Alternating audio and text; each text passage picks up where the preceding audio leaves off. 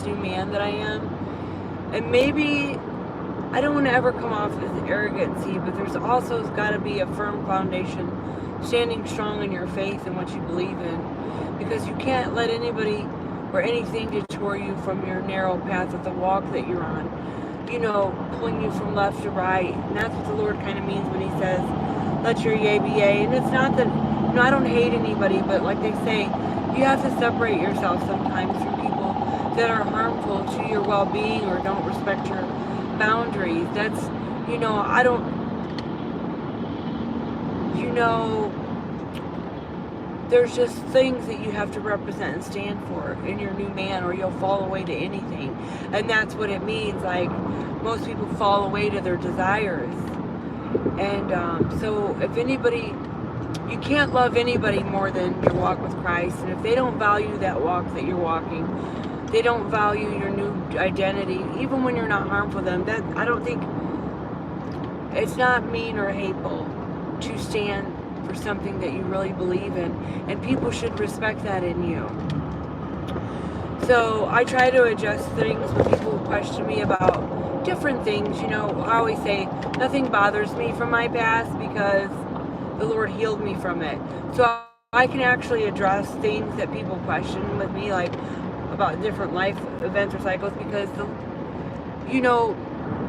I just try to answer it as most appropriately as I can, but they sometimes communicating with others about those things, there's just things that I think about now differently. I love everybody, but sometimes, like they say in life, you have to let people go. Let go and let God, because if they're harmful or for your well-being or to change your walk, your narrow path, sometimes you have to just, and I'm not saying that maybe they won't come. The Lord doesn't wish a wicked person to perish, but if they're being wicked and you've given them, someone sins against you, you've warned them about what your expectations are or your boundaries, and they don't value that or your opinion, two can't agree, they can't walk together, then you're going to be in constant conflict with them. And as people grow older, they separate themselves, they have their own family, so it's not even about hate. I don't have hate in my heart. But it's just addressing some real facts in life, I'm meek, but you can have righteous anger over certain things also. People could, those feelings and emotions in life have to be reciprocated. You can love somebody but still have healthy boundaries. You can respect people and still have healthy boundaries. There's just, I just don't let people pull me out of my peace, and if someone's obstructing that, they're, that's enemy territory to me.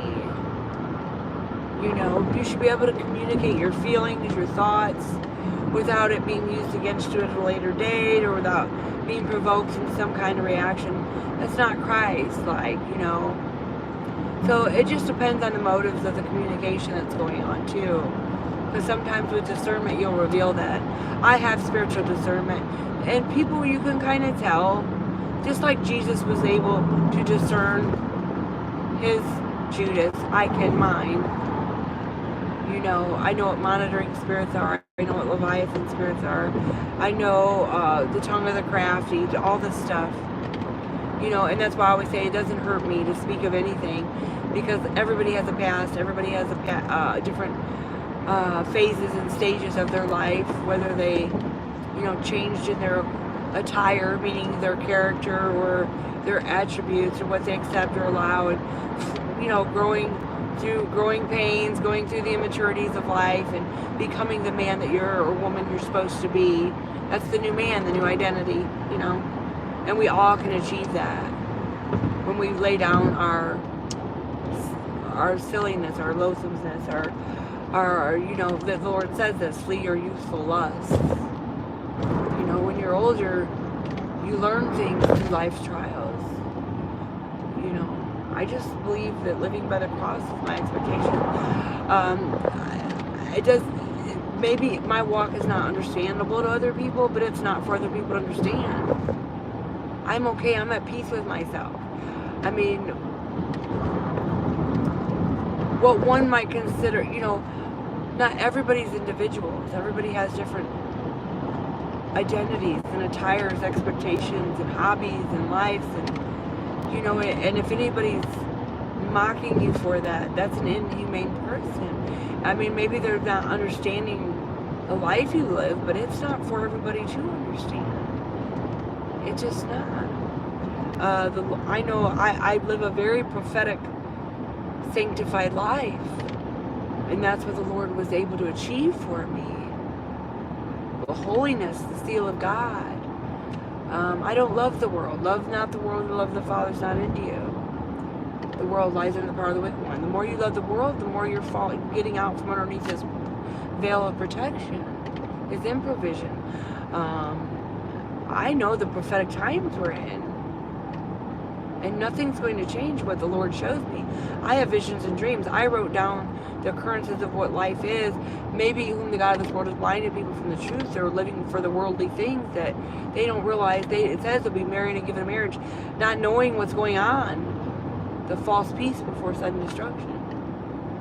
The enemy doesn't want you to get ready for the coming of the Lord. He's coming. No one can stop that. And this is where I mourn, because I'm like, man, how do they not know, Father? How do they not know it's coming all to a dead end? It's all coming to a halt.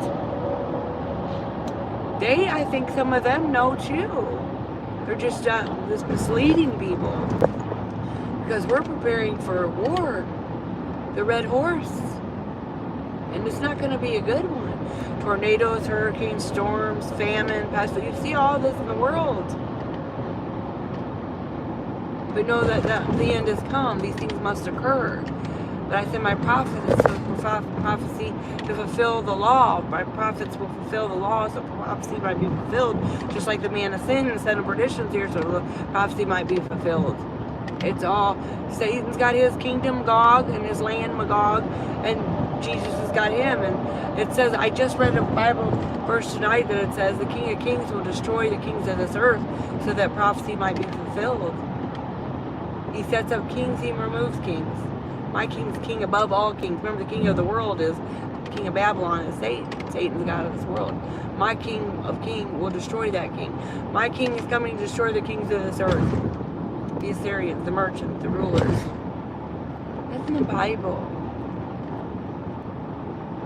And it saddens me that people are being deceived. No one can stop prophecy. The best thing you can do is prepare. Some people talk to me, don't you want this? Don't you want that? The world is passing away. Why would I grab onto things that are going to be destroyed? I mean, it isn't going to matter soon.